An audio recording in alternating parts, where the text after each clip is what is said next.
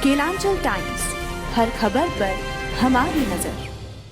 नमस्कार, स्वागत है आप सभी का केलांचल टाइम्स में। मैं हूं आपके साथ मानसी त्यागी। रुक करते हैं इस वक्त की बड़ी खबर पर। संसद के शीतकालीन सत्र से पहले सरकार ने शनिवार को कहा कि वह सभी मुद्दों पर चर्चा के लिए तैयार है, लेकिन विपक्ष को भी यह सुनिश्चित करना होगा कि सदन में चर्चा के लिए पूरा माहौल बने और कहीं कोई भी व्यवधान न आए। संसद का शीतकालीन सत्र सोमवार से शुरू होगा। इससे पहले राजनीतिक दलों के नेताओं ने शीतकालीन सत्र के एजेंडे पर चर्चा के लिए शनिवार को यहां एक सर्वदलीय बैठक बुलाई। इस दौरान विपक्षी नेताओं ने पुराने आपराधिक कानूनों के स्थान पर लाए जा रहे 3 विधेयकों को अंग्रेजी में नाम, महंगाई, जांच एजेंसियों के दुरुपयोग और मणिपुर पर चर्चा की मांग की है। संसदीय कार्य मंत्री प्रहलाद जोशी ने पत्रकारों से कहा कि बैठक में सरकार ने आश्वासन दिया है कि वह सभी मुद्दों पर चर्चा के लिए तैयार है।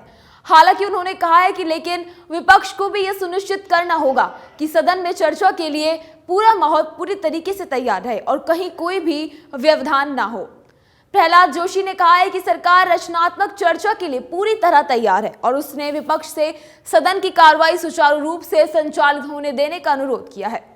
उन्होंने कहा है कि सरकार ने विपक्ष के सुझावों को सकारात्मक रूप से लिया है। जोशी ने बताया कि 19 विधेयक और 2 वित्तीय विषय विचाराधीन हैं। राज्यसभा में विपक्ष के उपनेता प्रमोद तिवारी ने कहा है कि विपक्ष ने कुछ मुद्दों पर चिंता व्यक्त की है, जिसमें चीन द्वारा हमारी जमीन हड़पना, मणिपुर, महंगाई और प्रवर्तन निदेशालय यानी कि ईडी और केंद्रीय अन्वेषण ब्यूरो सीबीआई का दुरुपयोग शामिल है। झारखंड के राज्यपाल सीपी राधाकृष्णन के 1932 के खाद्यान्न आधारित स्थानीय नीति विधेयक को लौटा दिया है और विधानसभा को इस पर पुनर्विचार करने के लिए कहा है। बता दें कि राजभवन ने विधेयक में शामिल कानूनी प्रावधानों पर अटॉर्नी जनरल से राय मांगी थी। 15 नवंबर को अटॉर्नी जनरल की राय मिलने के बाद राजभवन ने बिल को लौटा दिया। राज्यपाल ने संदेश के माध्यम से विधानसभा को अटॉर्नी जनरल की राय से अवगत करा दिया है। अटॉर्नी जनरल ने कहा है कि विधेयक में स्थानीय व्यक्ति शब्द की परिभाषा लोगों की आकांक्षाओं के अनुकूल है। यह स्थानीय परिस्थितियों की लोकाचार और संस्कृति के साथ फिट बैठती है, तर्कसंगत और वस्तुनिष्ठ मानदंडों पर आधारित प्रतीत होती है, लेकिन लगता है कि विधेयक की धारा 6A संविधान के अनुच्छेद 14 और अनुच्छेद 162 का उल्लंघन कर सकती है और यह अमान्य हो सकता है। हालांकि पारा 24 में मेरी राय पर अमल करने से बचाया जा सकता है। अटॉर्नी जनरल ने लिखा, इस विधेयक के मुताबिक राज्य सरकार की 3rd 4th ग्रेड की नौकरियां केवल स्थानीय व्यक्तियों के लिए आरक्षित होंगी। स्थानीय के अलावा अन्य लोगों की नियुक्तियों पर पूरी तरह से प्रतिबंध रहेगा। मुझे लगता है कि 3rd और 4th ग्रेड की नौकरियों के लिए आवेदन करने से अन्य लोगों को वंचित नहीं किया जा सकता है। इसी के बजाय सुरक्षित तरीका यह होगा कि सभी चीजों में स्थानीय व्यक्तियों को समान प्राथमिकता दी जाए। हालांकि 4th ग्रेड के लिए स्थानीय व्यक्ति पर विचार किया जा सकता है।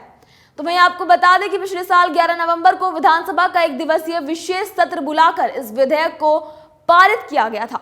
इसे मंजूरी के लिए राजभवन भेजा गया था, लेकिन जनवरी 2023 में तत्कालीन राज्यपाल रमेश बैस ने इस विधेयक को यह कहकर लौटा दिया था कि विधेयक की वैधानिकता की गंभीरतापूर्वक समीक्षा करके देख ले कि यह संविधान के प्रावधानों के अनुरूप है भी या नहीं। यह भी देखें कि इसमें सुप्रीम कोर्ट के निर्देशों की अवहेलना तो नहीं हो रही है। भारत में अफगानिस्तान के राजदूत फरीद मामुनजदई ने पिछले हफ्ते ही नई दिल्ली स्थित अफगान एम्बेसी को स्थायी तौर पर बंद करने का ऐलान किया था। उन्होंने इसके भारत के असहयोग को जिम्मेदार ठहराया था, लेकिन अब असली कहानी सामने कुछ और ही आई है।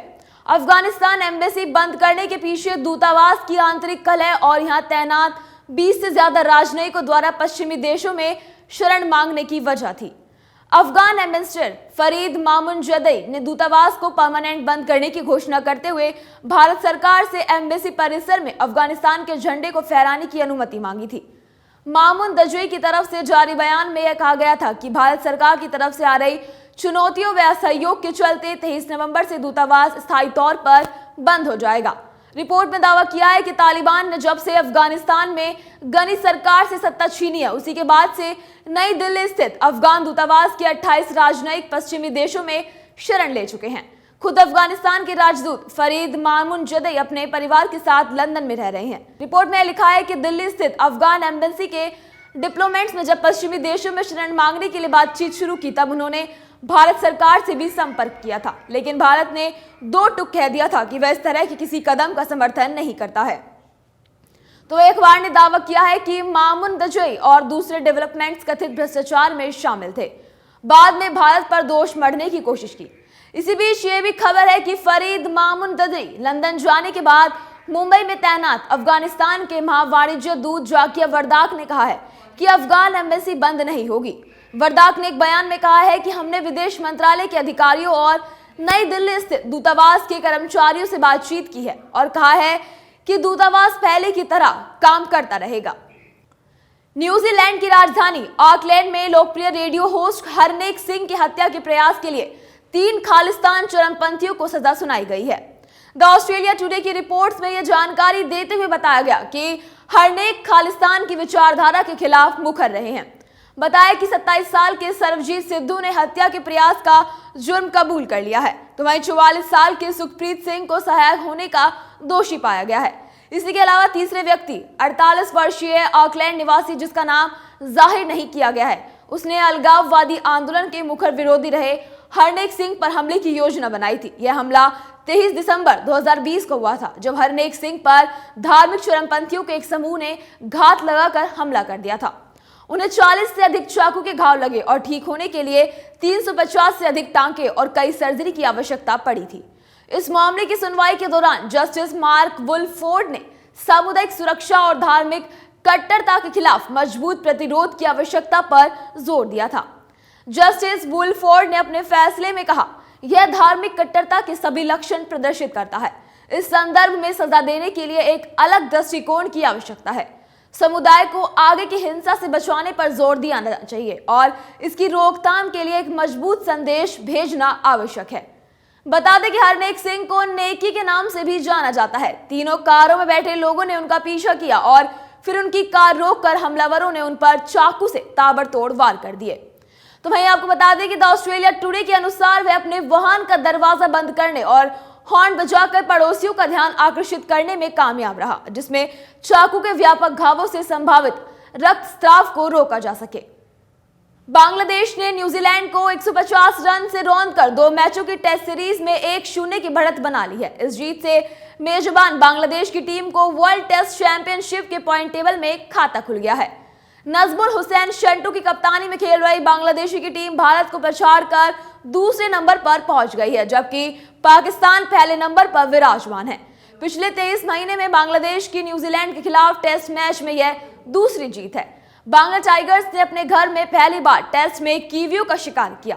मौजूदा सीजन में बांग्लादेश की टीम पहली बार टेस्ट खेलने उतरी थी। उसने न्यूजीलैंड को पराजित कर पूरे 100% अंक हासिल किए। इस जीत से उसे पूरे 12 अंक हासिल हुए। इस अंक के साथ बांग्लादेश की टीम भारत को पछाड़कर दूसरे नंबर पर काबिज हो गई है। भारतीय टीम ने सीजन में अभी तक 2 टेस्ट मैच खेले हैं। विंडीज के खिलाफ टीम इंडिया ने एक टेस्ट ड्रॉ खेला था, जबकि एक ने उसे जीत मिली थी। 66% और 16 पॉइंट के साथ दूसरे नंबर पर खिसक गया है। वर्ल्ड टेस्ट चैंपियनशिप में रैंकिंग का निर्धारण जीत प्रतिशत के आधार पर होता है, इसलिए भारतीय टीम को बांग्लादेश ने पछाड़ दिया है। WTC पॉइंट टेबल में पाकिस्तान की टीम पहले नंबर पर है। पाकिस्तान ने सीजन खेले अपने दोनों टेस्ट मैच जीते हैं। पाकिस्तान की टीम 24 अंक है और वह 100% जीत अंक के साथ पहले नंबर पर काबिज है। लेफ्ट आर्म के स्पिनर ताइजुल इस्लाम ने अपने करियर में दूसरी बार मैच में 10 विकेट लेने का कारनामा किया, जिससे बांग्लादेश ने न्यूजीलैंड को पहले टेस्ट क्रिकेट मैच में 150 रन से करारी शिकस्त दी। ताइजुल ने पहली पारी में 109 रन देकर 4 और दूसरी पारी में 75 रन देकर 6 विकेट लिए। न्यूजीलैंड की टीम 332 रन के लक्ष्य का पीछा करते हुए खेल के 5वें और अंतिम दिन पहले सत्र में ही 181 रन बनाकर आउट हो गई। दूसरा और अंतिम टेस्ट मैच 6 दिसंबर से मीरपुर में खेला जाएगा। तमाम ऐसी बड़ी खबरों से जुड़ने के लिए देखते रहिए केलांचल टाइम्स। केलांचल टाइम्स, हर खबर पर हमारी नजर।